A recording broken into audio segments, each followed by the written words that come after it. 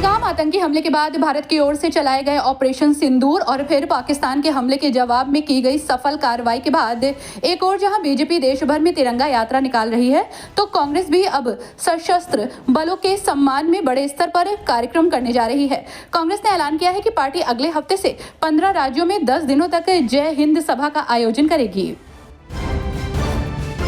पहलगाम में आतंकी हमले के बाद से ही जम्मू कश्मीर में हालात लगातार नाजुक बने हुए हैं। मुख्यमंत्री उमर अब्दुल्ला ने एक बार फिर पाकिस्तान पर निशाना साधते हुए कहा कि जानबूझकर आम कश्मीरियों पर हमले किए गए।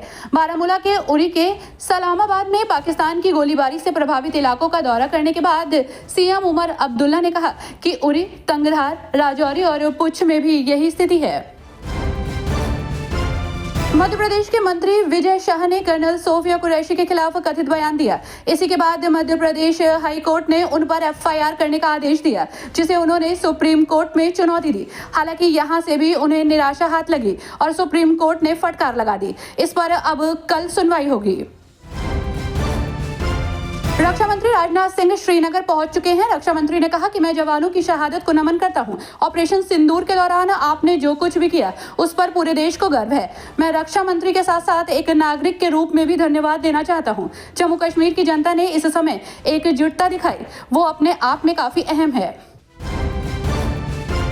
जिस समय जम्मू कश्मीर के पहलगाम में हमला हुआ उस टाइम प्रधानमंत्री नरेंद्र मोदी सऊदी अरब के दौरे पर थे। हालांकि अब सामने आया है कि पीएम ने सऊदी में ही तय कर लिया था कि इस बार बड़ा करेंगे। पीएम ने ये सऊदी में ही निर्णय लिया था कि पाकिस्तान पर भारत पहलगाम अटैक का बदला लेने के लिए स्ट्राइक करेगा।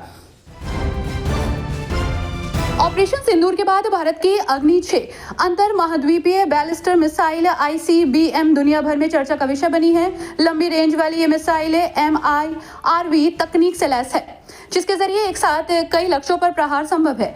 ये भारत की सेकंड स्ट्राइक क्षमता को मजबूत करती है और रणनीतिक सुरक्षा को काफी बढ़ाती है। सुप्रीम कोर्ट में आज वक्फ संशोधन कानून को चुनौती देने वाली याचिकाओं पर सुनवाई हुई।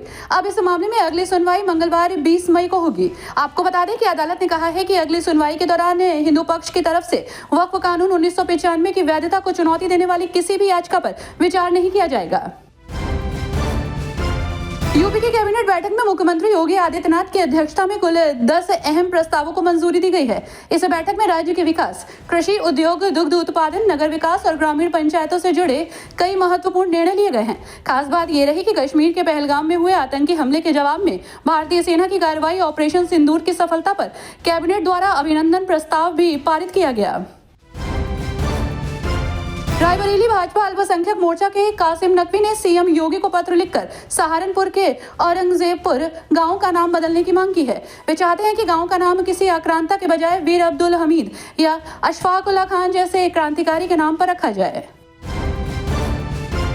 भारत और अमेरिका के बीच टैरिफ को लेकर व्यापार वार्ता चल रही है और इस बीच अमेरिकी राष्ट्रपति डोनाल्ड ट्रंप ने एप्पल के CEO टिम कुक से भारत में एप्पल प्रोडक्ट्स बनाने से मना कर दिया है। ट्रंप ने कहा है कि मैं नहीं चाहता कि आप इंडिया में एप्पल के प्रोडक्ट्स बनाओ, वो खुद अपना देख लेंगे।